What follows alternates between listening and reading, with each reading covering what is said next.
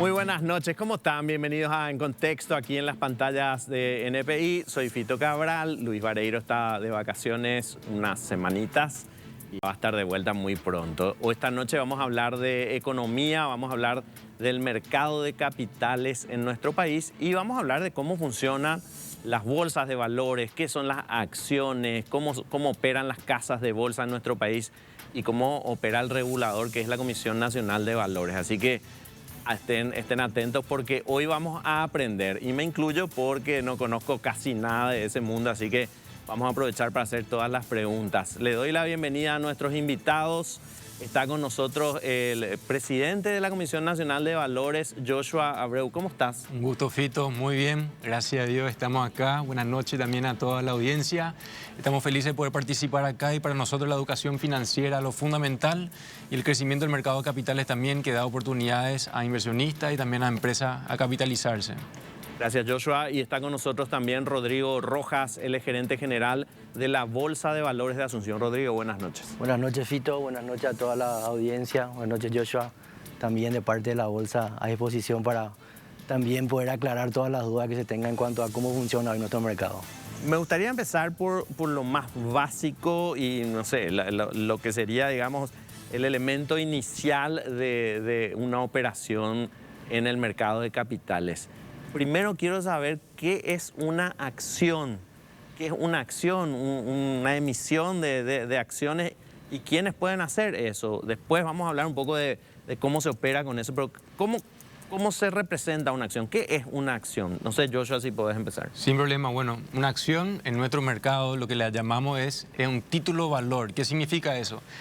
Sos dueño de un porcentaje de una empresa. Básicamente, como accionista, vos tenés un porcentaje de una empresa. Hay dos tipos de acciones: acciones ordinarias y acciones preferidas. Eso está definido en el Código Civil también. Ahora, las acciones preferidas normalmente no tienen voto, no pueden elegir un director de una empresa para gestionar hacia dónde invertir y demás. Los accionistas ordinarias sí, pero el accionista preferente sí tiene preferencia en las utilidades, en la distribución de utilidades de esa empresa.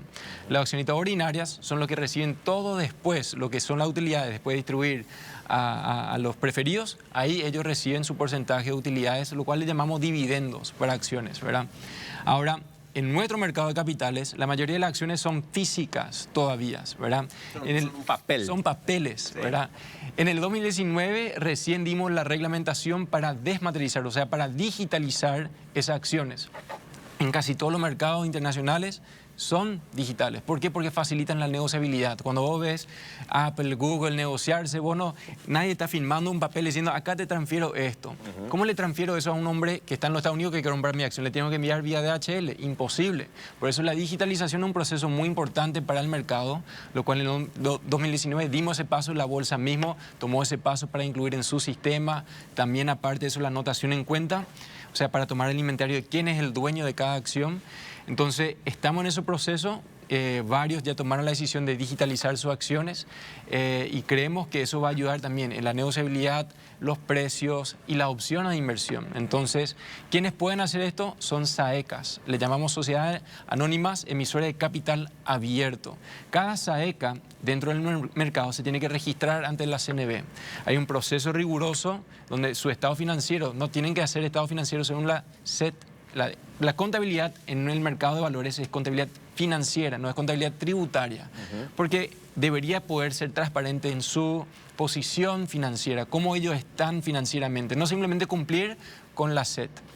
Entonces ellos remiten todo eso, es información pública, se califica también esas emisiones para ver el riesgo que podrían implicar esos títulos de valores y bueno, de ahí luego ellos pueden emitir a través de una casa de bolsa, a través de la bolsa de valores. Entonces es un poco rápidamente el esquema para una acción y similar sería para bonos que pueden hacer SAEs, Sociedades Anónimas Emisoras.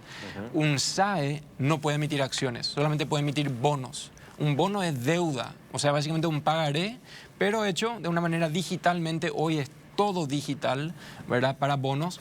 Entonces, todo eso hacen a través de una casa de bolsa. Si yo quiero invertir, voy a una casa de bolsa. Eso se negocia a través de la bolsa de valores. Yo quiero poner una empresa con mi familia y, no sé, decimos, bueno, vamos a poner 100 millones cada uno y somos 4, vamos a tener un capital de 400 millones.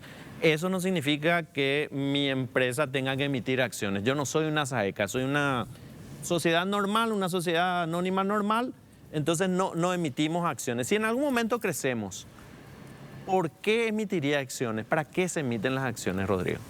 Sí, es importante acá, y en línea un poco con lo que comentaba Joshua, las SAECAS primero tienen que iniciar un proceso de modificación de sus estatutos para poder generar, digamos, la apertura del capital de esa sociedad. Entonces, es un paso inicial, que es un proceso de adecuación que tienen las sociedades que hacerlo. Ese proceso implica inscribirse ante el regulador, que es la Comisión Nacional de Valores, que habilita en el registro como SAE o como SAECA. Entonces, con esa inscripción, lo que le permite a la sociedad es poder iniciar su negociabilidad en bolsa. Hoy en día esto ya es de alguna manera electrónico y permite que las empresas puedan abrir el capital al mercado. Y es una opción hoy de levantar capital y a diferencia de lo que sería una emisión de bonos, que yo estoy levantando deuda. Entonces el primer paso es la modificación interna por parte de la sociedad. A eso quería ir justamente, sí. O sea, estás dando en el clavo en la pregunta que te hacía, porque yo no me estoy endeudando como empresa, lo que estoy haciendo es traer más socios. Así mismo. La apertura del capital implica abrir el capital de la empresa. Deja de ser de mi familia y entran otras personas que compran acciones. Y ahí entra la opción de emisión de acciones. Una empresa puede emitir acciones preferidas, que de alguna manera implican el aporte de un capital que tiene derecho a dividendos, pero no tiene derecho a voto. Entonces, un mecanismo también de seguir controlando de alguna manera la sociedad. O la opción de emitir acciones ordinarias, que además de tener el derecho al dividendo, también tienen derecho a voto dentro de la sociedad. Volviendo al ejemplo, acciones preferidas podrían ser las mías y de mis hermanos. Sí, en el momento que una empresa sale al mercado, disponibiliza esas acciones preferidas a quien desea adquirirlas. Quiera, pero si nosotros tuviéramos, digamos, la mayor parte del capital y nosotros empezamos la empresa, nosotros podemos optar por esas acciones preferidas y ahí podemos dirigir la empresa. Uno puede definir internamente eso. La sociedad tiene, digamos, esa potestad de definir cómo quiere manejar la apertura de su capital. Y las otras opciones, las ordinarias, tienen derecho a voto en una asamblea. Correcto. Esa sería la diferencia entre las preferidas y las ordinarias, básicamente. Llega la asamblea, se hace la asamblea de accionistas y en esa asamblea de accionistas se decide, bueno, el año que viene se propone, digamos, queremos invertir o queremos crecer en el rubro industrial y los accionistas son los que deciden.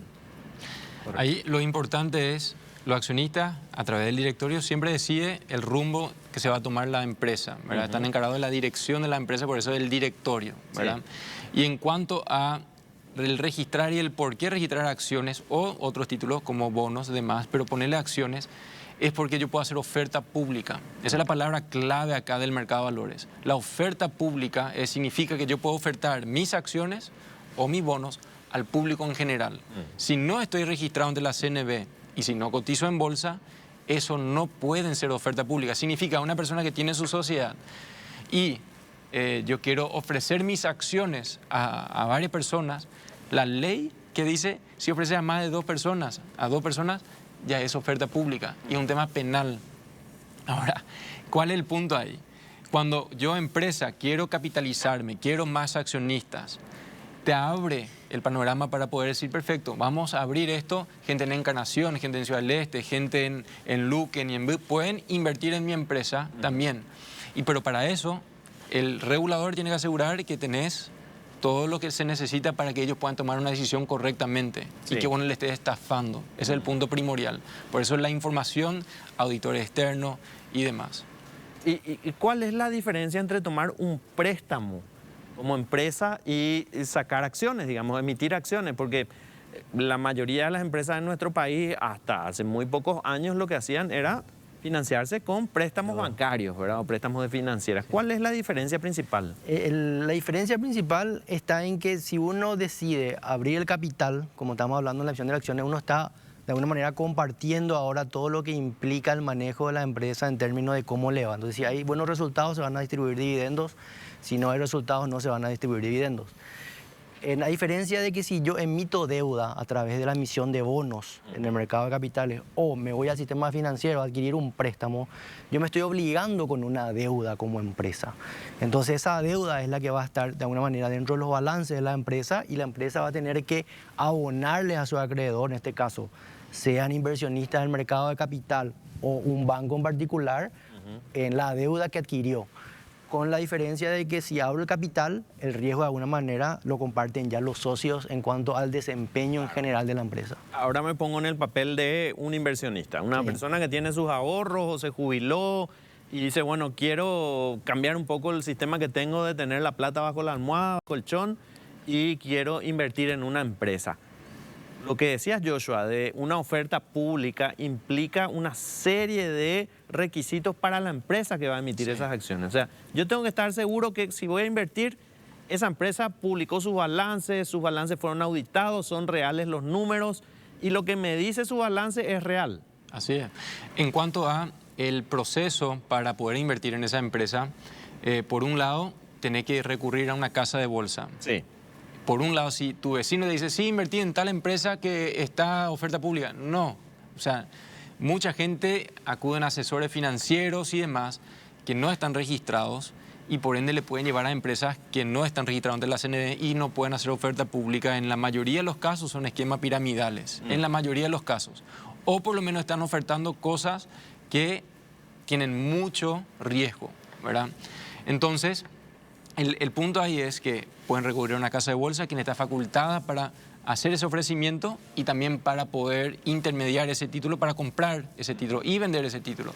Entonces, cuando ellos lo hacen, ellos pueden ahí recurrir a toda la información financiera, ver la calificación de riesgo, eso es algo muy importante. Sí. Dentro del mercado, normalmente cuando vos te vas a pedir un préstamo a un banco, vos metés tu portafolio, mostrás tu proyecto y el banco tiene una dirección de riesgo, que llama, un lugar donde ellos miden el riesgo y dicen, no, a vos te voy a dar hasta 10 millones de guaraníes un préstamo, a vos te voy a dar 20, a vos te voy a dar 100.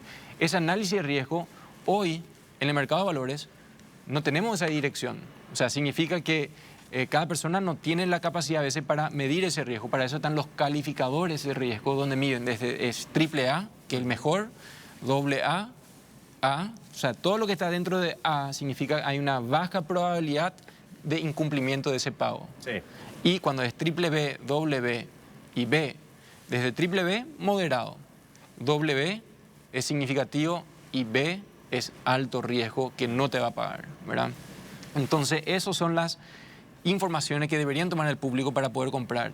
Y si es entre acciones y bonos, ahí el punto muy importante de la jerarquía, como mencionó Rodrigo. ¿Quién va a recibir el dinero primero? Los bonistas siempre van a recibir dinero primero antes de los accionistas. Inclusive antes de los accionistas prefería. Primero se pagan las deudas y luego se pagan los dividendos. Si yo compro un bono, no soy accionista. No. Yo compro un bono de una empresa y es una deuda que esa empresa tiene conmigo. Así es. Y lo primero que tienen que hacer cuando llega fin de año, cierre del ejercicio, es pagar sus deudas, pagarme a mí, Así tenedor mismo. de un bono. Así mismo es. Para esos bonos hay una periodicidad de pago de intereses, ¿verdad? Si es trimestral, semestral, anual. Entonces, en cada momento, el emisor, el que tiene la deuda contigo, el público en general, el inversionista, va a pagar a la bolsa, ahí se va a liquidar y todo es a través del sistema financiero, no hay cash, no te va a llegar una faja de dinero, un cheque, no, es todo vía el sistema financiero y pagan a la bolsa, luego pagan a través de la casa de bolsa y a tu cuenta se va a tu cuenta individual dentro del sistema financiero. Yendo un paso para atrás, yo, ahorrista, quiero invertir en una empresa y me decías, Joshua, Rodrigo, vos me podés confirmar, ahí esa empresa publicó sus balances, esos balances fueron auditados por una empresa de auditoría externa y además hay una calificadora de riesgos. Correcto. Que me dice, está bien, la auditora me dice los números son reales y la calificadora de riesgos me dice esta empresa está bien, está muy bien o está más o menos. Correcto. Con eso yo me muevo. Sí. Yo me voy y hablo con ustedes, Bolsa de Valores. No, el procedimiento es todo ese paso previo que tiene que hacer la empresa como emisor, es iniciar el trámite en la Comisión Nacional de Valores para registrarse como entidad emisora. Sí. que es todo el procedimiento que explicamos recién. Esto implica también obligaciones para la empresa dentro del mercado de capitales, que es la presentación de sus balances de manera trimestral, contar con un auditor externo, también contar con una calificadora que va de alguna manera generando una opinión independiente de las calificadoras de riesgo sobre el desempeño de la empresa. Porque, a ver, tanto las auditoras como las empresas de auditoría externa, como las calificadoras de riesgo se juegan su reputación, Correcto. su solvencia, si es que emiten una opinión que es falsa, digamos. Correcto. ¿verdad? Y un sumario. Dictamen que es falso. Y un sumario. Sí. Y son también participantes que están regidos por el regulador, la Comisión Nacional es la que habilita a estos participantes también, sean los auditores y también las calificadoras. Entonces, en ese sentido, todo ese proceso es previo a que se pueda negociar, todavía no se negoció nada. Ok.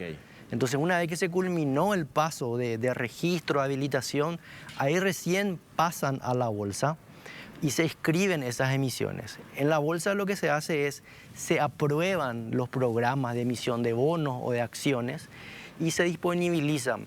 El inversionista que quiera adquirir estos instrumentos no tiene que recurrir a la bolsa, tiene que recurrir a las casas de bolsa. Las casas de bolsa. Buena, Que son las que están habilitadas tanto por la Comisión Nacional de Valores como por la bolsa, sí. como intermediarias para la negociación bursátil. Entonces tenemos empresas que emiten acciones. Correcto.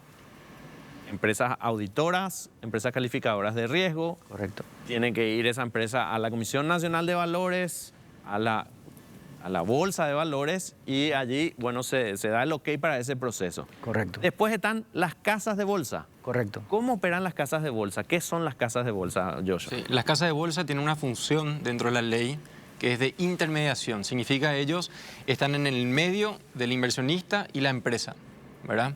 Ellos están conectados a lo que se llama el sistema electrónico de negociación. Ellos están conectados a un clasipar digital de títulos valores, ¿verdad? Hoy, si yo quiero comprar o vender un vehículo, puedo ir a Clasipar. En vez de comprar un vehículo o vender un vehículo, estoy vendiendo acciones y bonos. Eso se hace todo a través de la bolsa de valores. Y ahora, ¿cómo me conecto? Hoy, Clasipar, cada persona puede entrar. Pero para acceder a ese Clasipar de títulos valores, tiene que ir a través de una casa de bolsa. Es el que intermedia el punto. ¿Por qué se hace a través de una casa de bolsa?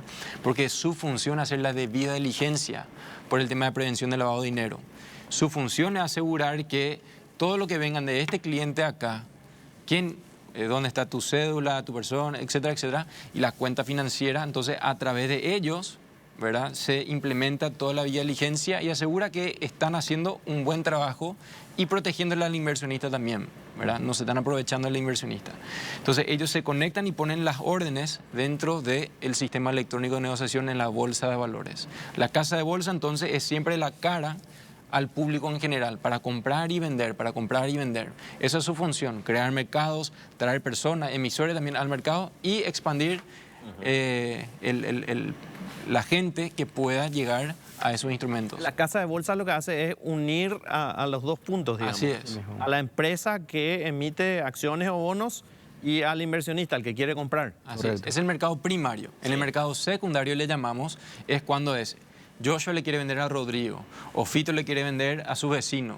Todo eso hace a través de una casa de bolsa. Mejor todavía, porque Fito capaz dice, yo no sé a quién venderle, pero quiero vender. Entonces él pone ahí y todas las casas de bolsa pueden ver, alguien quiere vender este bono, claro, o esta ya no acción. es la empresa que emite. No es la empresa. Sí, ya es un inversionista. entre inversionistas. Secundario porque ya es la segunda vez que se negocian esas acciones. Así mismo. La empresa inclusive no puede saber quién tiene sus bonos y sus acciones cuando ve oferta pública, porque eso ya es todo lo que es mercado bursátil. ¿Qué sucedería si es que, alguien Tigo abre su capital y dice yo quiero vender acciones? Y después compra a mi abuela, compra a un vecino, etcétera, y después el director en Tigo dice, mira, no me cae bien esa abuela, sácale. No, ya hiciste oferta pública de esas acciones y vos no podés subjetivamente decir, no me gusta, porque ahí son principios de todos los mercados de valor internacionalmente.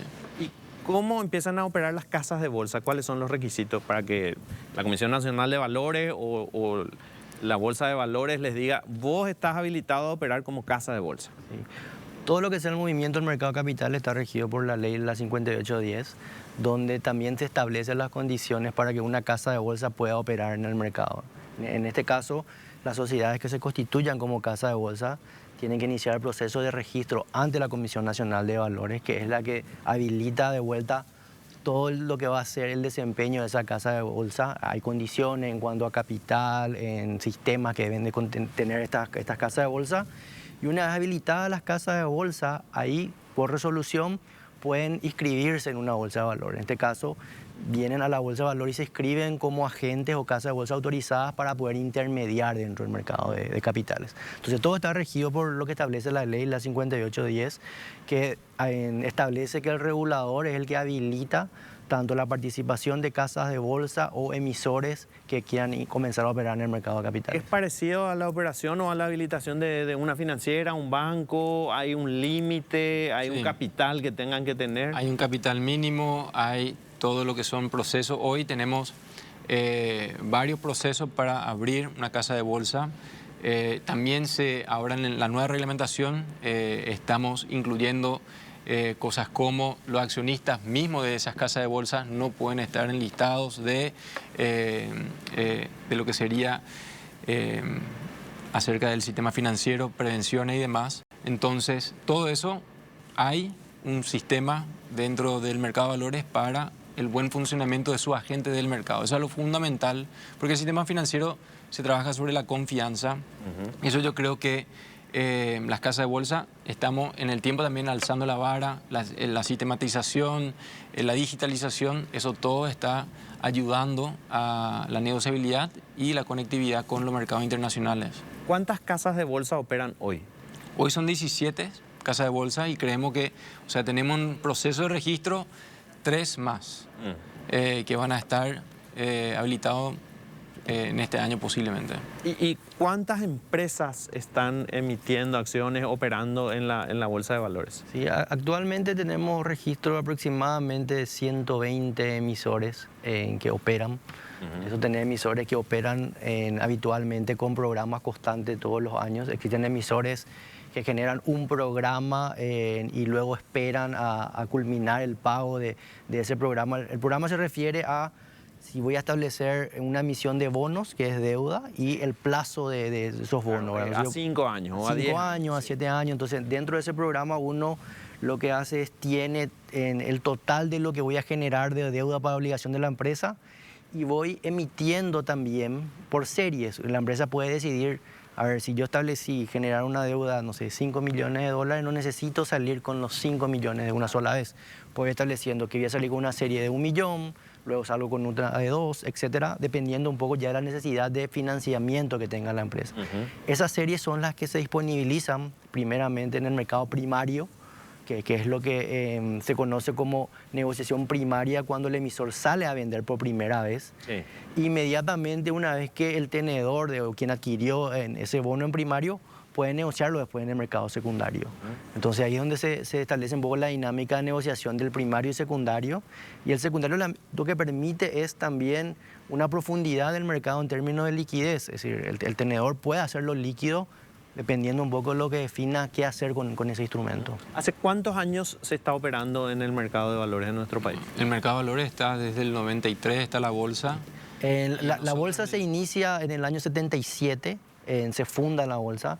Por recién en el año 91, con la creación de la ley del mercado, la ley 92/91, que fue la primera ley, que fue la que estableció el marco legal del funcionamiento del mercado.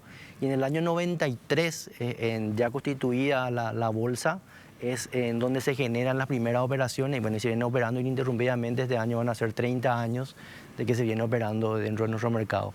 Sí hay un proceso de evolución también que se vino registrando en la bolsa, que tiene que ver con la dinámica del mercado. Nuestro mercado de capital es un mercado en evolución, todavía representa volúmenes pequeños en relación a lo que es la región. Tenemos volúmenes mucho más grandes en la región, pero sí es un mercado que viene creciendo de manera muy importante y por sobre todo con nuevos participantes que también ayudan a que el mercado se vaya desarrollando, ¿verdad? En otros países, y este es un tema que a mucha gente no le gusta que se toque, pero en otros países los fondos de pensiones invierten en esas acciones, en esos bonos y de esa manera generan rentabilidad. Acá, ¿quiénes son los principales compradores, tenedores de acciones o de bonos? Los que principalmente hacen mercado de nuestra tecnología son las casas de bolsa, por un lado. También hoy en día tenemos los fondos mutuos y los fondos de inversión que también están empezando a adquirir bastante.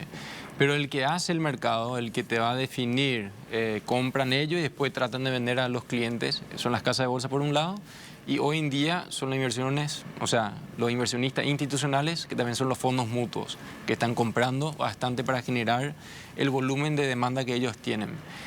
Claro que falta los fondos de pensiones, las aseguradoras y también los bancos, ¿verdad? Que están ellos también usando su mesa de dinero para generar liquidez, que digamos. Entonces, hay mucho para desarrollar en ese sentido.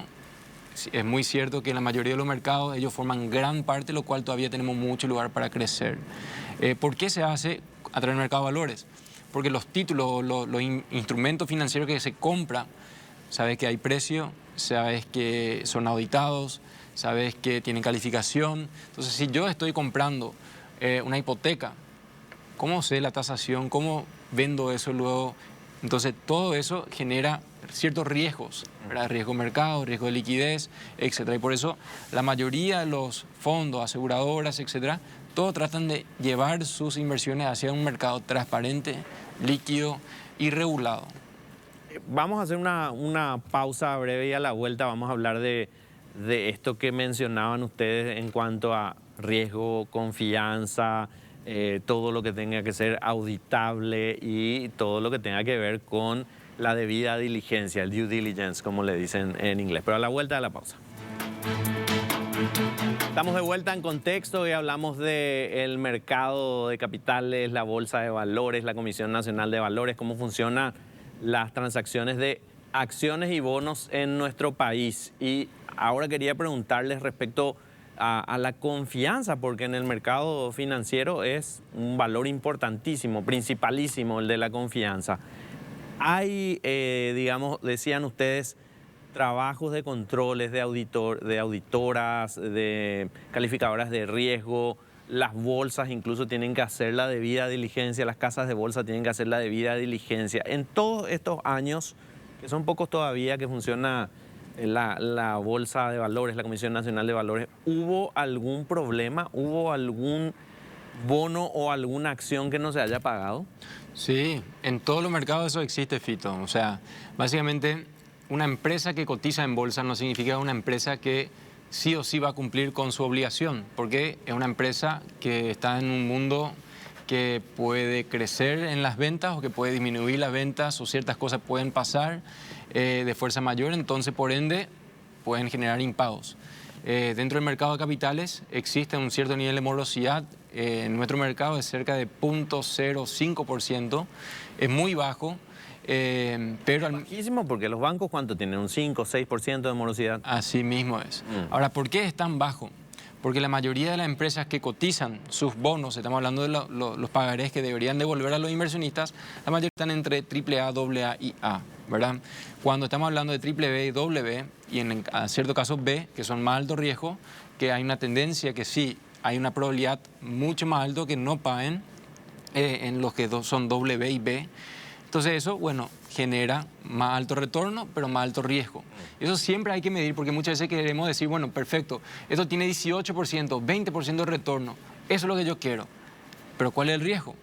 ¿Cuál es la probabilidad de default, es lo que le llamamos? ¿Cuál es la probabilidad de impago que tiene ahí? A veces es 10%, a veces es 15%.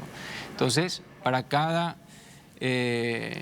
título de valor que tengo que medir ese riesgo. Y no debería estar tan, o sea, en la búsqueda tanto del retorno, sino que a lo en promedio. Yo básicamente como inversor estoy comprando riesgo. Correcto. Estoy comprando riesgo, ¿verdad? Y lo que me diría una casa de bolsa es, me asesoraría y me diría, esta empresa tiene menor riesgo y te paga tanto. Sí. Esta empresa tiene mayor riesgo, te paga tanto. Vos vas a decidir, pero yo te sugiero esto, así operan. Correcto. El inversionista, cuando se establece como cliente en una casa de bolsa, generalmente todas las casas de bolsa dentro del procedimiento de asesoramiento le definen al inversionista como un inversor, que puede ser un inversor moderado, un inversor más adverso al riesgo, más conservador, o un inversor agresivo. Entonces, dependiendo un poco de esa evaluación del perfil que hace la casa de bolsa con el inversionista, le va sugiriendo opciones de títulos que, dependiendo de la calificación, que un poco es el indicador de riesgo, puede ofertarle a ese inversor. Y el inversor decide, en base un poco a que tenga como expectativa, ¿verdad? Si está buscando rentabilidad, estoy buscando seguridad, estoy buscando tener un instrumento por mucho tiempo, no quiero un instrumento de corto plazo, va definiendo qué tipo de inversiones quiere hacer en bolsa y ordena a su casa de bolsa la compra o venta de un instrumento, básicamente. Entonces, es importante que en ese establecimiento del inversionista con su casa de bolsa, toda la evaluación previa para definirle al inversionista qué tipo de inversor es como primer paso, y a partir de ahí se genera la construcción del portafolio que va a tener ese inversionista.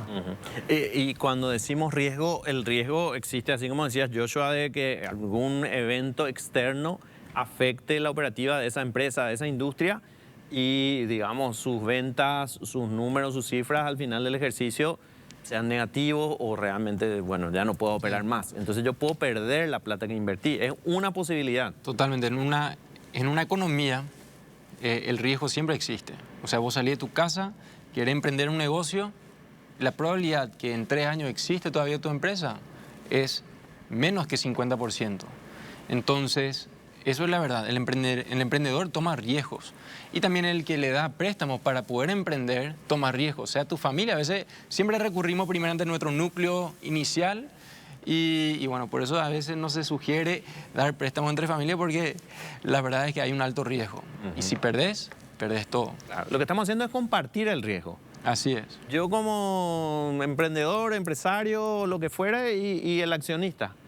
Estamos compartiendo el riesgo, porque lo que estamos haciendo es invertir todos. Así es, se invierten todos, pero al mismo tiempo, cuando estamos hablando del mercado de capitales, el mercado de valores, por lo menos ese riesgo es transparente. ¿Sabes? Bueno, acá estoy invirtiendo en algo triple A, acá estoy invirtiendo en algo doble A, acá estoy invirtiendo en algo A, o triple B, W y B.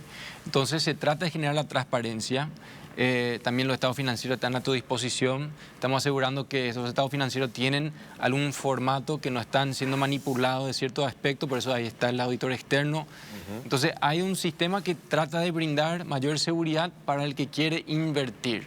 Eso es fundamental, porque estamos hablando también de la parte internacional. En Paraguay queremos abrir nuestro sistema financiero a lo internacional, que la gente de afuera pueda invertir también en Paraguay. Sí. Y para poder lograr eso necesitamos transparencia, necesitamos la homologación, que nuestros estándares son similares a lo de afuera. Sí. Porque ellos deberían poder comparar, bueno, si tu estado financiero dice que ganaste 100, eso es igual que los 100 acá en mi país, porque la contabilidad se puede ir ajustando de como vos querés a veces. Entonces, esos niveles son lo que se trata de homologar para la comparabilidad y la toma de decisiones también de inversores extranjeros, también acá localmente. Hoy todas las empresas que están operando, emitiendo acciones, todas, digamos, todas las casas de bolsa, todas son nacionales, no hay operaciones internacionales. Todas son nacionales. En el registro de emisores son 100% de empresas nacionales. También como casa de bolsa. Sí hay participación de casas de bolsa que tienen en socios que pueden ser extranjeros, pero la constitución de las sociedades son todas locales. Vos decías, Joshua, en el bloque anterior que las casas de bolsa no pueden tener entre sus accionistas a personas que tengan algún tipo de cuestionamiento de los organismos de control financiero, sanciones. Estas son las casas de bolsa. Las casas de bolsas. Ahora, las empresas que emiten acciones, ¿cómo se rigen? Si hay algún accionista que esté sancionado, digamos. En cuanto a los accionistas de empresas, ¿verdad? Eso totalmente va por el Código Civil por un lado, y el regulador de empresas, el regulador de todas las sociedades anónimas, si hay un tema de prevención o de lavado de dinero, cae bajo el régimen de la CEPRELAT. Eso no cae dentro del campo de la Comisión Nacional de Valores, sino que si hay algún cuestionamiento que alguna entidad está haciendo algo incorrecto, la CEPRELAT debería analizarlo y hacer su debido proceso para poder llevar adelante sus funciones, que digamos. Entonces, nosotros trabajamos con la CEPRELAT por nuestro agente del mercado, para que el sistema del mercado de valores no se use para lavar dinero. Significa que las casas de bolsa, administradores de fondos y la bolsa de valores, quienes son los que reciben el dinero, quienes son los que tienen los clientes, estamos hablando de los inversores, hacen la diligencia. Las empresas se constituyen, trabajan y las empresas venden productos, las empresas tienen proveedores, etc. todo eso cae bajo la regulación de la CEPRELAT. Esto tiene que ver con la consulta que le hicieron a la Comisión Nacional de Valores sobre el caso de Horacio Cartes, recientemente sancionado por el Departamento del Tesoro de los Estados Unidos. Allí tiene que responder la CEPRELAT entonces a esa consulta. Así es. La CEPRELAT en cuanto a la consulta ¿qué sucede si este accionista está acá? La CNB no está tipificado en nuestra ley ningún tipo de sanción por tener un accionista.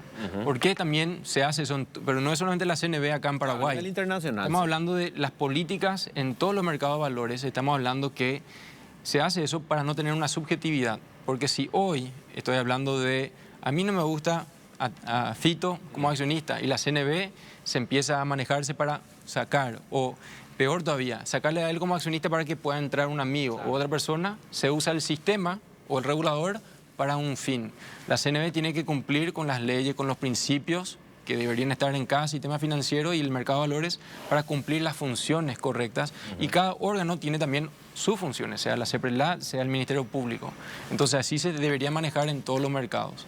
¿Y cuál es el proceso que hacen las casas de bolsa cuando hacen la debida diligencia? ¿Qué es lo que verifican, digamos? ¿Verifican el origen del dinero de ese inversionista? ¿Verifican, digamos, que los emisores cumplan con todas las leyes? ¿Qué se verifica? Es decir, las casas de bolsa son sujetos obligados también para la CEPRELAT. Entonces, en ese proceso y un poco considerando el proceso que tenemos nosotros como estructura a nivel de mercado de capitales, en la casa de bolsa establece al cliente. El establecimiento del cliente es muy similar a lo que es la apertura de una cuenta en el sistema financiero, donde tienen que realizar toda la vía de diligencia, de conocimiento del cliente, de los fondos que van a ser invertidos, el origen, todo eso forma parte del trabajo que hacen las casas de bolsa. También tienen que realizar ese trabajo de vía de diligencia para los emisores. Entonces, en el establecimiento de una empresa que va a comenzar a emitir, es todo el análisis que deben de hacer también. Y toda esa documentación y ese análisis que realizan los van a tener que presentar, inclusive los resultados después para la inscripción de un programa, en el caso que sea una empresa, para el inicio de unas emisiones. Entonces, ambos sujetos obligados, de alguna manera, para las casas de bolsa son los inversionistas y también los emisores, para establecerlos como clientes en las casas de bolsa. Sí, o sea, yo tengo ahorros y quiero comprar acciones, la casa de bolsa me va a analizar a mí. Correcto. Sí. Va a ver de dónde sacó el dinero. Así mismo es. Sí. Eso se llama la resolución 172, que de la CEPRELAT, pero que debería cuidar que, o sea, la CNB aplica eso a las casas de bolsa, administradores de fondos y a la bolsa de valores, la 172. Sí. Entonces ellos deberían hacer toda la vía de diligencia, sea simplificada, moderado, de alto riesgo, que digamos. Y también en cuanto, como mencionó Rodrigo, un emisor, cuando viene, los directores de esa empresa que quiere emitir, ¿verdad?, debería decir, no, yo no tengo ningún tipo de causal, jurídico, etcétera, etcétera, y da una declaración jurada ante la CNB para ese efecto, para los directores. Sí. Porque eso se cuida como un principio, porque los accionistas dan plata por un lado, ¿verdad? Y luego la dirección de la empresa está bajo el directorio para poder tomar las decisiones, sea para ir acá o allá, para bien o mal, generar utilidades o pérdidas. Y si hay directores que tienen estafa en todos los países, los principios dicen, bueno, tenés que declarar eso y también, en cierto caso, impedir que tengan causales. Es como un Inforcom para los directores de una empresa. Digamos. Así mismo es. Y la gerencia. Ahora, también por principios, nosotros formamos parte de lo que es el IOSCO, la Organización Internacional de Comisiones Nacionales de Valores. Y ellos son como la Basilea. Basilea es el órgano que regla todos los principios para los bancos. Y ellos, lo que básicamente están en los principios es, si una persona tiene un proceso judicial finiquitado, entonces eso sí es un causal de remoción, o sea, para removerle. Pero si alguien llamó a un periódico y dijo, mira, Rodrigo, no me gusta, ¿verdad? O algo pasó, etcétera, y están por noticias, eso no es un causal. Claro. Porque el principio es que inocente hasta que está probado contrario, ¿verdad? Sí, y ahí quiero ir al ejemplo de Darío Messer, que operó, tengo entendido, en acciones, en operaciones bursátiles en nuestro mercado. ¿Él no estaba todavía condenado en ese momento? No, él no estaba condenado. Darío Messer, ¿verdad?, hizo la vía de diligencia en una casa de bolsa, La CNB tuvo que verificar eso, tuvo que ver de dónde vino el dinero, cómo fue, porque una casa de bolsa no puede recibir dinero en efectivo. Una casa de bolsa, como un banco puede. Un banco vos le das efectivo, puede estar manchado, puede estar dólar blue o lo que quiera, pero una casa de bolsa no puede recibir eso. Tiene que ser todo a través del sistema financiero. Entonces significa que esa casa de bolsa recibió el dinero a través de un banco nacional para transferir ahí. Entonces ese banco nacional también hizo la vía diligencia, pero eso no le exime la vía diligencia a la casa de bolsa también hacerle de su cliente. Sí. Entonces ahí se vio todos los papeleos que tuvo, el rendimiento que tuvo en dicho país, en Brasil, y por ende se verificó todo el proceso para poderlo operar. Él compró bono del Tesoro, porque se habló, bueno, él invirtió en bono del Tesoro, fue en los Estados Unidos inclusive. Él compró eso, bono del Tesoro, en los Estados Unidos a través de su casa de bolsa acá. Ah, ok. Y una casa de bolsa lo que puede hacer es decir, es un cliente de alto riesgo, sí, pero no le puede vetar a ese cliente la casa de bolsa. La casa de bolsa, si no le quiere el cliente, sí le puede decir, no te acepto. Un banco puede decir, mira, sabes que no, hay algo raro, no nos gusta, cerrar tu cuenta y lleva tu fondo. Así mismo es. Una casa de bolsa tiene esa potestad. Sí. Y también tiene la potestad de reportar una operación sospechosa, el ROS, famoso ROS, de ACEPRELAT, cuando hay. Y cuando salió la noticia, claro, ellos emitieron, me imagino, una operación sospechosa. ¿Y ahí cómo funciona la bolsa de valores? Bueno, en este caso, la bolsa ya es de una instancia posterior, ¿verdad? Si todo esto que hablábamos tiene que ver todavía con el actuar de las casas de bolsa, ¿verdad? La bolsa básicamente lo que hace es disponibiliza los instrumentos de negociación, es un poco como la plataforma de negociación. La bolsa no tiene interacción con el inversionista de manera directa, interactúa directamente con las casas de bolsa. Entonces, mientras no se tenga ningún tipo de restricción por parte del regulador en cuanto a cierto tipo de instrumentos, el instrumento tiene que poder ser negociado dentro de la infraestructura que ofrece la bolsa. Y la bolsa de valores básicamente es, podemos ponerlo como ejemplo, digamos, yo les doy a ustedes este salón con aire acondicionado, computadoras, vengan y hagan las operaciones, tienen que estar todo dentro de la ley. Sí, hay una analogía. Yo no veo lo que hacen entre ustedes. Correcto. Una analogía que utilizamos bastante para justamente tratar de explicar el rol de cada uno. La bolsa pone el estadio de fútbol, que es un poco la infraestructura de negociación que te tiene en el mercado. El árbitro es el regulador y los jugadores son los emisores, las casas de bolsa, los inversionistas que, dependiendo un poco de las reglas del juego, van participando. Y lo que hace la bolsa es generar que toda esta infraestructura tenga que ser la adecuada para que la negociabilidad de estos instrumentos se haga conforme establece la norma. Lo que tenemos que garantizar es que una vez que se negociaron los títulos, las partes que negociaron reciban tanto sus tenencias, así como la liquidación de los fondos vinculados a esas tenencias. Esa es la responsabilidad primordial que tenemos nosotros como bolsa, que es garantizar que las partes cerraron el negocio y que recibieron de alguna manera el resultado de la negociación entre las partes. Pero regido 100% por las reglas que establece el regulador o el ente que establezca de alguna manera los controles para el mercado. Yendo al anuncio que hacía hace algunas horas nada más, el grupo Cartes, que yo, si quieren, no hablan del caso en particular, pero una persona que dice, voy a salir de todas las empresas, no voy a ser beneficiario ni directa ni indirectamente de ninguna de las, digamos, ganancias que puedan generar las empresas de mi grupo. En términos de mercado bursátil, ¿se tienen que poner a la venta esas acciones o cómo se hace? Bueno, una persona que tiene una acción, pues, o sea, normalmente la oferta pública se va a traer una casa de bolsa, o sea, conectaste al sistema que habló de Rodrigo. Pero también puedo hacer una sucesión, puedo hacer una donación, hay mucho, puedo ir a hacer a través de escribanía también, etc. Cuando estamos hablando de el proceso de cambio accionario de una empresa, cuando es mayor a 10%, le llamamos un hecho relevante. Cuando hay un cambio de posible control de esa empresa, las empresas, no el accionista no tiene comunicación ni con la bolsa ni con la CNB. La empresa registrada ante la CNB debe comunicar lo que llamamos un hecho relevante. Y en este caso, sí, las entidades que están vinculadas y que están registradas ante la CNB han comunicado un hecho relevante y eso está en nuestra página web también. Y con eso, ¿por qué se hace eso? Porque normalmente si hay un cambio accionario, eso puede implicar un cambio de dirección, puede implicar un cambio de lo que podría ser el funcionamiento de ciertas entidades. Si, no sé, Jeff Bezos sale de Amazon, Claro. bueno, eso capaz cambie. O que me Si digan, Elon Musk ahora se quiere jubilar y va a salir de Tesla. Así mismo es. Entonces todo Es eso un cambio relevante. Se es un tiene hecho que relevante, comunicar. se tiene que comunicar, así mismo es. Y ahí el punto después de eso va a ser el funcionamiento que cada uno de ellos tienen.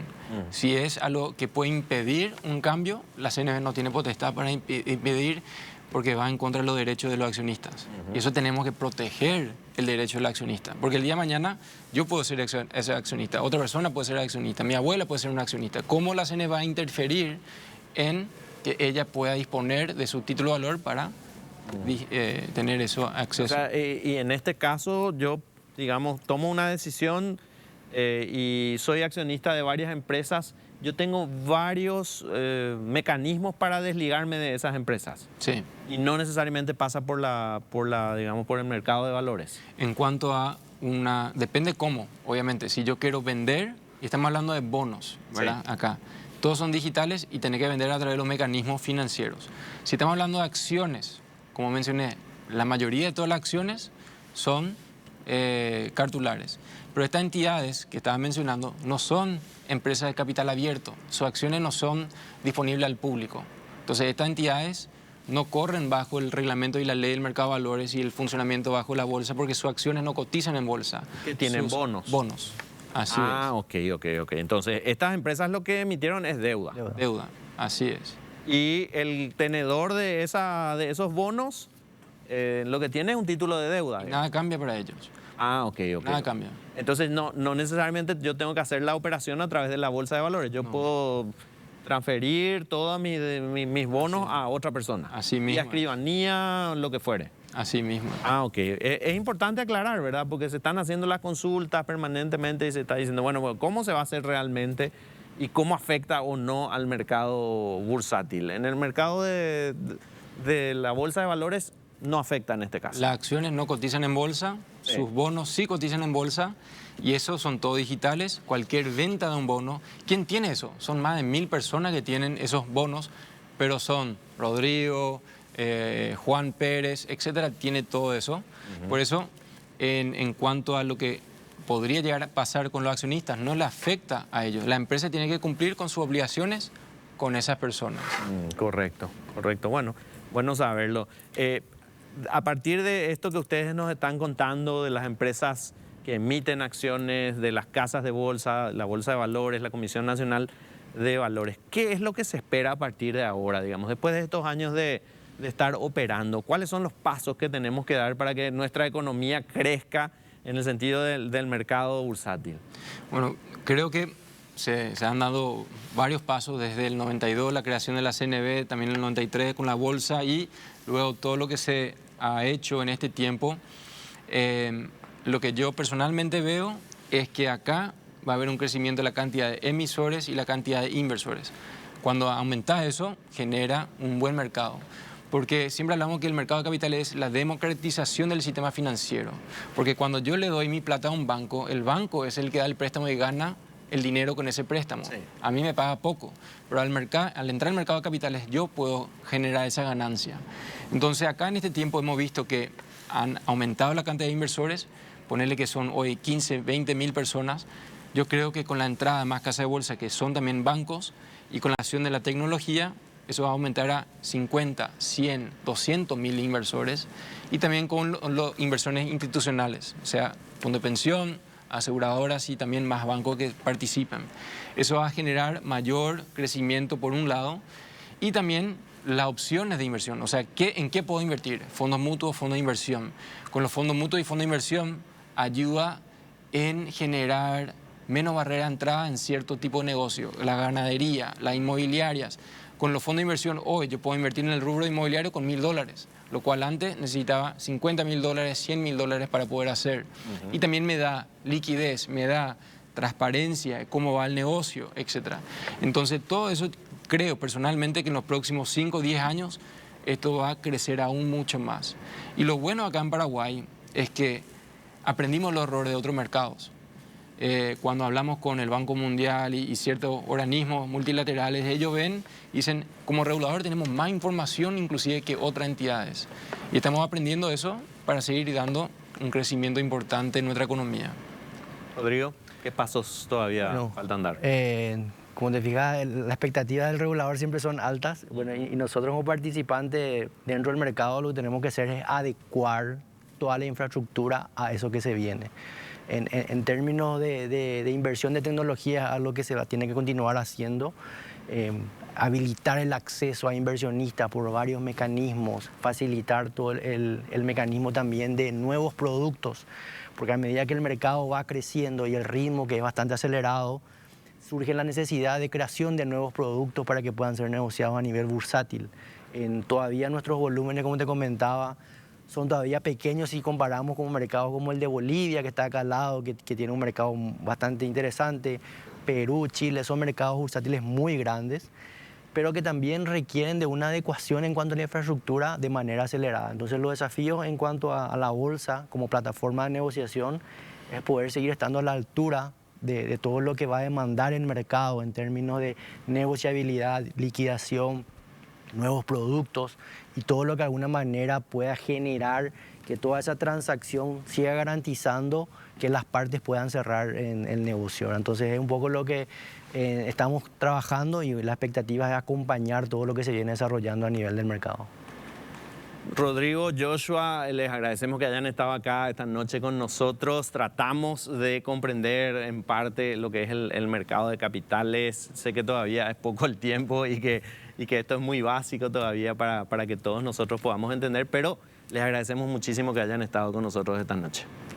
Gracias, Fito, por la invitación y a las órdenes. No, y sí, muchísimas gracias. Creo que la mejor manera para poder aprender es hacer. Entonces, muchísimas gracias, Fito, por este espacio y también estamos para velar por la estabilidad del mercado. Nosotros vamos a continuar en el próximo bloque, vamos a hablar sobre esta idea de una moneda común para el bloque del Mercosur. Vamos a estar aquí con un experto en economía, así que no se vayan de ahí, a la vuelta regresamos con eso.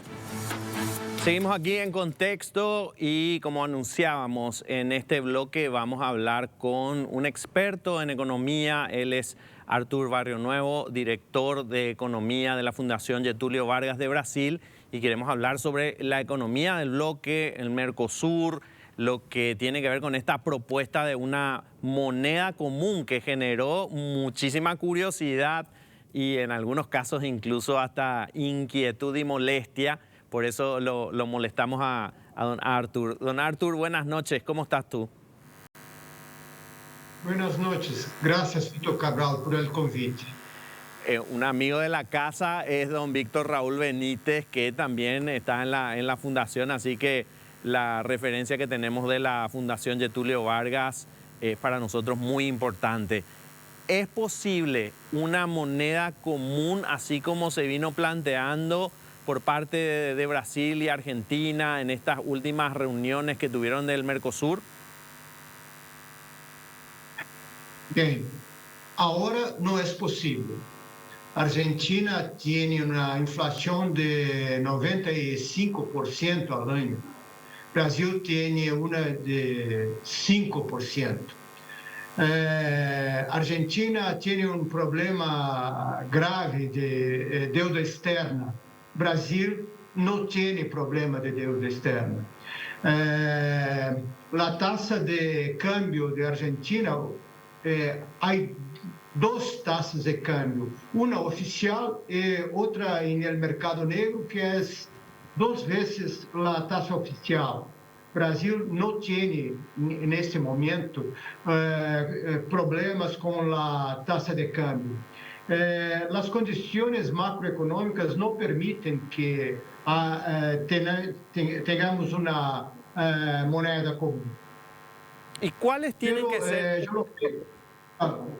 ¿Sí? Quería preguntarte cuáles tienen que ser las condiciones para una moneda común, porque no parece una idea muy lejana cuando tenemos el ejemplo de la Unión Europea, el euro, una moneda que rige para todos los países de esa comunidad. originalmente el Tratado del Mercosur plantea como una de las etapas finales una moneda común. Es así, ¿verdad? ¿Cuáles son las condiciones para llegar a esa etapa? Bien, tenemos el ejemplo del euro. El euro fue implantado por la Unión Europea 30 años después del Tratado de Roma. La integración entre los países de la Unión Europea era muy grande cuando ellos decidieron crear el euro. Y mismo así, en 2008, quase que o euro acaba, por la razão foi a crise financeira internacional. Brasil e Argentina e os outros países do Mercosul precisam antes aumentar sua integração econômica, porque para que seja possível uma moeda comum, as economias necessitam uma integração grande. Não é o caso nesse momento. Cuando hablabas de tipo de cambio o tasa de cambio, cuando hablabas de inflación, cuando hablabas de integración de las economías, Artur, yo me ponía a pensar que la moneda es una representación de la economía de un país. ¿Podrías explicarnos mejor qué es exactamente la moneda de un país y por qué podría darse más adelante, digamos, una moneda común? ¿Qué tendría que ser esa moneda común en cuanto a la representación de nuestras economías? Sí. Bem, a moneda é muito importante para a economia de qualquer país. As razões são muitas. Uma que é provavelmente a mais importante é que é a referência do valor das mercadorias, dos serviços. E para que seja possível uma moneda comum,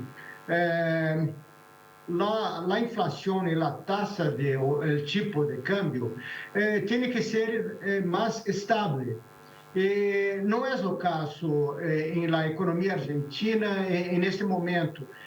Mesmo na economia brasileira, para que pudéssemos falar de uma convergência macroeconômica, certamente há muitos passos que os países têm que cumprir antes da moneda comum. A função mais básica da moneda nesse momento tem problemas em Argentina, sérios problemas, e alguns problemas em Brasil. Y te consulto, no está mal la idea de una moneda común. ¿Es una buena idea tener una moneda común cuando se cumplan todos los requisitos? Sí. Eu creio que é muito importante que os países voltam a discutir os rumos do Mercosul. E nesse sentido, discutir a moneda comum é caminho para esse objetivo. Pero não é objetivo viável nesse momento. Hay otras cosas que tienen que discutirse en el Mercosur. Decías, los países miembros tienen que reevaluar, rever lo que implica el acuerdo del Mercosur.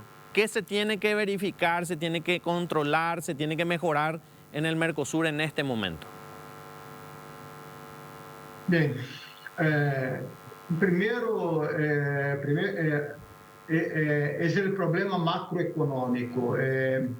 É muito difícil um país ter relações comerciais estáveis quando sua situação macroeconômica é muito desorganizada. E na Argentina, isso é o que não acontece nesse momento. outra coisa que é muito importante são os acordos comerciais do Mercosul, especialmente com a União Europeia. Há discussão sobre os chinos, mas a União Europeia eu creio, é o mais importante em médio prazo. Por quê? Porque é um acordo que permitiria aumentar ou incrementar o desenvolvimento econômico em los países de nossa região. Então, eu creio que discutir essas questões é muito importante. Cuando hablabas de Argentina y uno hace un recuento de las crisis económicas que ha tenido nuestro vecino en común, Argentina, uno piensa y dice, bueno, han cambiado de monedas en varias ocasiones, devaluaciones de su moneda que, bueno, tuvieron un impacto muy grande, la dolarización que hicieron en un momento dado, un peso, un dólar. Todos estos antecedentes históricos tienen un peso a la hora de analizar la situación actual. Sí, en los años 80, la América Latina tuvo una situación, muchas hiperinflaciones por acá, en Bolivia, Argentina, Brasil casi pasó por esta situación, pero la mayor parte de los países estabilizó su economía. Pero Argentina, que tiene una situación de polarización política muy grande, tiene más dificultades de atingir, de conseguir el equilibrio macroeconómico. Yo no sé cómo ellos resolverán esas cuestiones, pero esto es esencial para que Argentina y América Latina consigan retomar el desarrollo. Arthur, cuando nos ponemos en el otro extremo, Paraguay puede que tenga una de las monedas más estables de la región en los últimos 40 o 50 años, pero somos una economía muy pequeña comparada con el resto del Mercosur. Hay, digamos, desigualdades que también juegan en contra a la hora de plantear una moneda común, más allá de la inestabilidad. Sí, bien, todos los países de América Latina, los países del Mercosur, son países de ingreso medio o menos que eso. Entonces, el problema del desarrollo es probablemente el mayor problema de nuestros países. Pero en el corto plazo temos que ter um mínimo de estabilidade macroeconômica para que seja possível o desenvolvimento econômico. E nesse momento, a situação na Argentina é muito difícil. E é necessário algum grado de estabilização para que seja possível aumentar a integração entre os países do Mercosul. Volviendo al caso de Paraguay, de acuerdo al análisis económico que hacen desde la Fundación Getúlio Vargas, que emite reportes periódicos, ¿Paraguay tiene una situación estable macroeconómicamente hablando? El problema es que las economías de Argentina y Brasil, hace más que 10 años, no consiguen se desarrollar en una situación estable, en una situación sustentable. Y es importante, es esencial para un bloque económico como el nuestro, que las principales economías creen demanda para las economías menores, como la del Paraguay, Uruguay y otros que son asociados al Mercosur. Si Brasil y Argentina no conseguirem criar alguna forma de desarrollo sostenible, es muy difícil que los otros países del bloco consigan aprovechar las ventajas del bloco económico. Es lo que normalmente y comúnmente se dice cuando Brasil o Argentina estornudan, nosotros directamente aquí en las economías más pequeñas ya tenemos inmediatamente una gripe muy fuerte, ya tenemos fiebre, ya tenemos síntomas más graves porque nos afecta directamente como economías asociadas. Si tuviéramos estabilidad macroeconómica en toda la región, ¿quién gana y quién pierde con una moneda común? Bem, depende como será la moneda común. Si pensamos en la Unión Europea, la Alemania, la Germania fue el principal beneficiario de la moneda común. Tenemos que pensar la forma de hacer la moneda cuando for posible, de tal forma que los países menores economicamente não percam com essa hipotética moneda comum. Exacto, sí. No es fácil, pero es posible. Sí, estamos haciendo una hipótesis, así como lo planteas. Cuando se hacen estos reportes desde la Fundación Getúlio Vargas sobre algunos indicadores económicos en los distintos países, Paraguay parece tener muy buenos indicadores. Sin embargo, captamos muy poca inversión, tenemos mucha debilidad institucional. ¿Cuál te parece, desde el análisis que hacen ustedes, es la principal debilidad de Paraguay?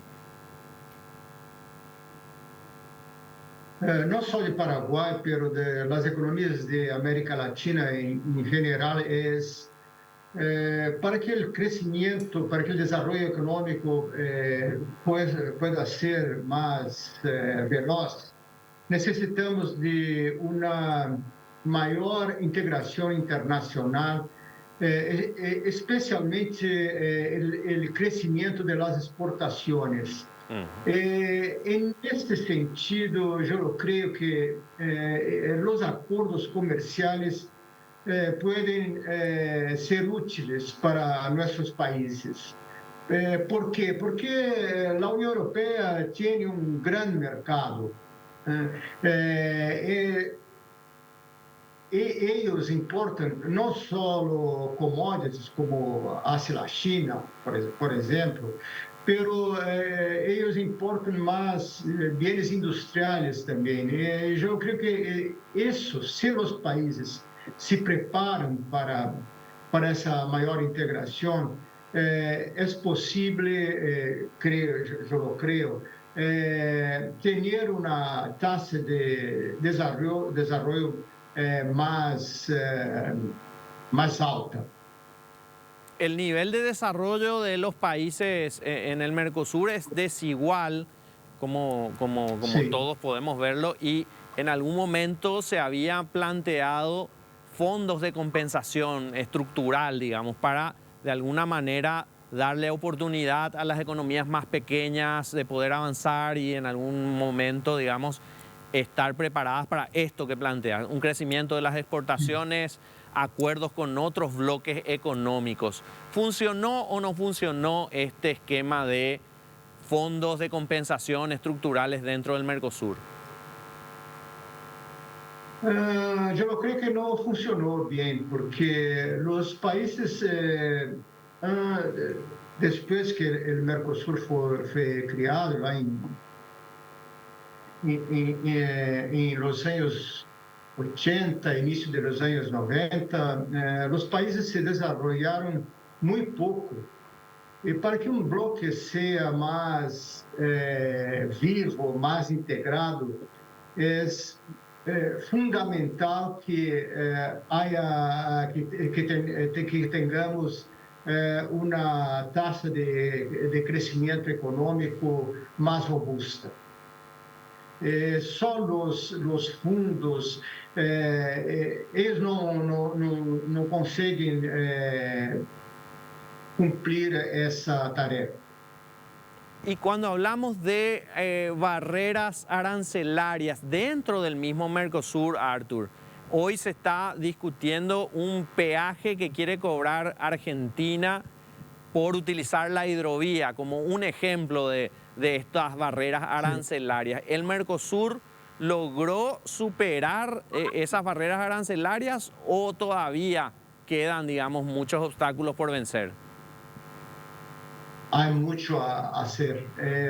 O problema da economia argentina é que, como eles têm uma forte crise do balanço de pagos, estão é difícil ser aberto ao comércio internacional e nessa situação, porque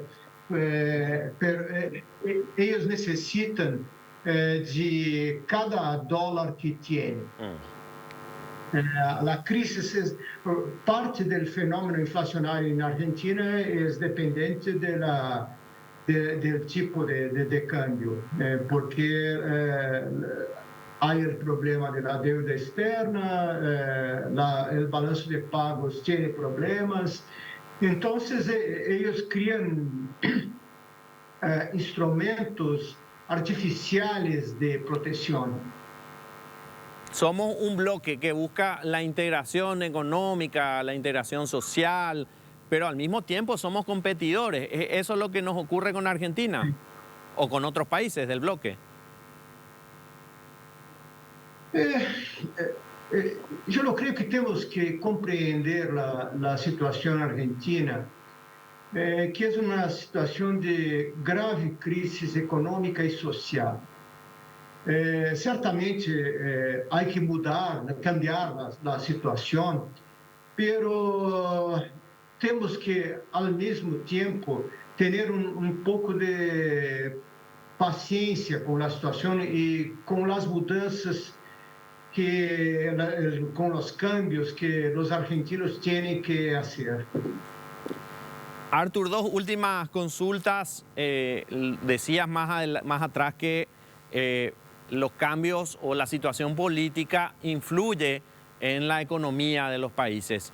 El cambio que se dio en Brasil recientemente con la elección de Lula da Silva nuevamente, ¿qué tipo de cambios o efectos puede tener en la economía del Brasil? ¿Qué es lo que analizan ustedes? Bem, eu não creio que o principal é no ambiente político, não exatamente no ambiente econômico, pelo menos hasta agora.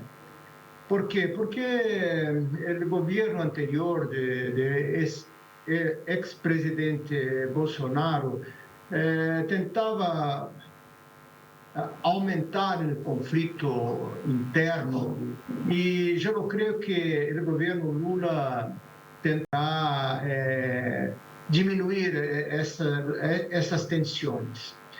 Como ele tratará, como ele resolverá os graves problemas da economia brasileira, isso é algo que não está tão claro até este momento. Pero temos já alguns sinais, alguns indicadores importantes. O governo está trabalhando em uma nova estrutura fiscal e isso é muito importante para a economia brasileira. A inflação está diminuindo. Isso é importante também. Então, é possível ver, enxergar algunos sinales muy promissores para a economia, pero temos que aguardar e ver se eles realmente acontecem. Y por último, Artur, algo que para nosotros es muy importante es la relación con Brasil y la renegociación que podría darse en los próximos meses del tratado o del anexo C de Itaipú. ¿Ustedes tienen algún análisis al respecto? ¿Hay algún tipo de evaluación que estén haciendo?